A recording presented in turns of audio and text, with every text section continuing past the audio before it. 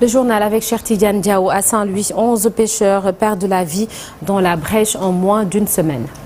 11 pêcheurs donc, qui perdent la vie dans la brèche à Guet-Ndar. Les acteurs tirent la sonnette d'alarme et appellent les nouvelles autorités à respecter leurs promesses.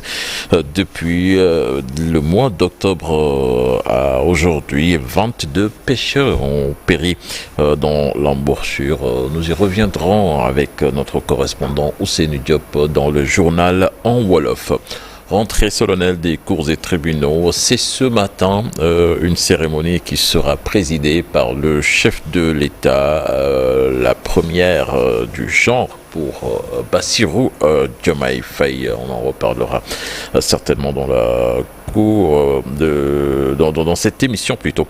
Et puis Babacar Mbaye sur Nonata, oui, qui du Conseil des ministres, le colonel Babacar Mbaye, nouveau directeur général de la douane. Et il remplace à ce poste Mbaye Ndiaye qui avait pris fonction au mois de novembre 2023. La décision a été prise hier en Conseil des ministres.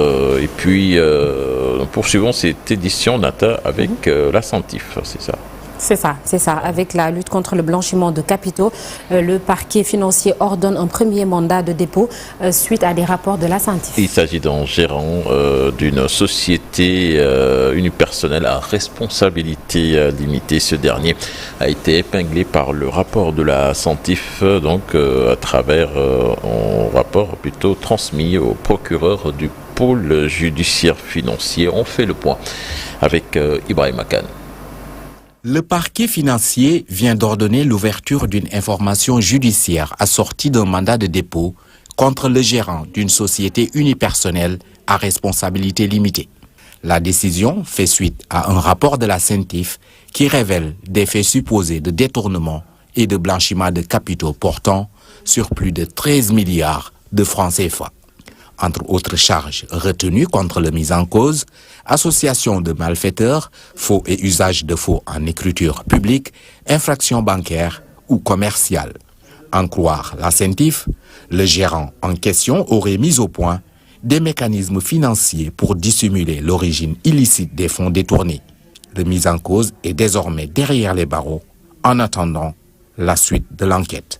Rappelons que le Sénégal, après avoir été mis sous surveillance renforcée en 2021 par la Sentinelle internationale de lutte contre le blanchiment de capitaux, Dakar a renforcé davantage la réglementation en vigueur avec notamment l'adoption en février 2024 d'une nouvelle loi contre le blanchiment de capitaux et le financement du terrorisme.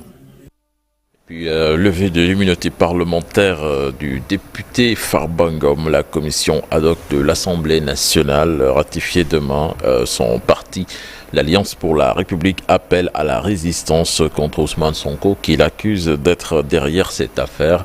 La paire dénonce ce qu'il qualifie de dérive dictatoriale et une mainmise du Premier ministre sur toutes les institutions. À noter également sur la Fédération des boulangers du Sénégal face à la presse ce matin et la Fédération des boulangers du Sénégal et le regroupement des boulangers du Sénégal, les problèmes rencontrés par le secteur depuis la baisse du prix du pain donc seront l'objet de ce face-à-face avec la presse.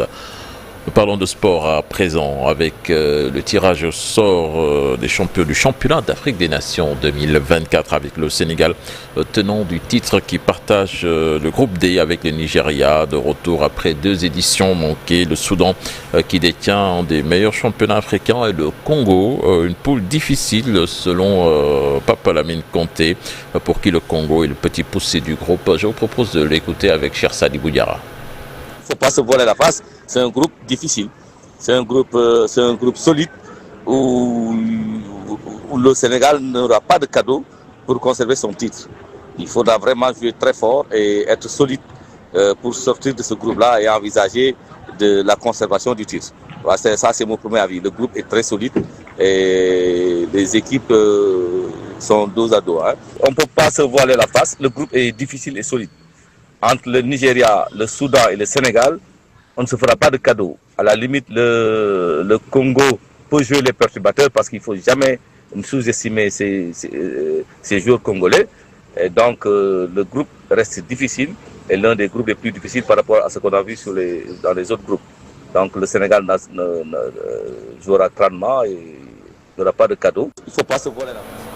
Voilà, c'était donc Lamine Conté qui réagissait après le tirage au sort du CHAN, donc rappelons-le, qui a été reporté au mois d'août prochain. Fin de collaboration entre Teungueth FC et l'entraîneur Sidat Sarr. Ce dernier, arrivé au mois de juin dernier, a rompu son contrat de 3 ans pour convenance personnelle. Toutefois, il faut rappeler que Teungueth FC, le champion en titre, est en difficulté en ce moment en championnat. 3 victoires seulement en 10 matchs de Ligue 1 sur le Nata. Merci beaucoup, cher Tidiane Diao, pour le premier bulletin d'information. À tout à l'heure pour le journal, et ce sera en Wolof sous forme de brève.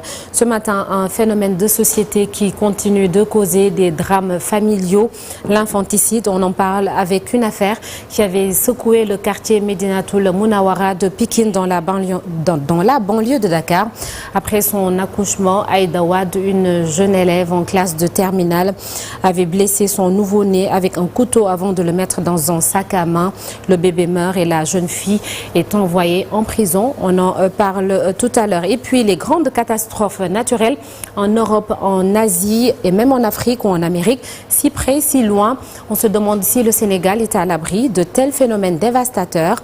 Abdoulaye Diop et Thierno Laurent Mendy ont rencontré un géologue spécialiste des catastrophes naturelles. À suivre leur reportage, ce sera tout à l'heure. Et puis toujours dans la première partie, la une des journaux avec Chérif Dia et la météo du jour. En attendant, l'actualité hors de nos frontières.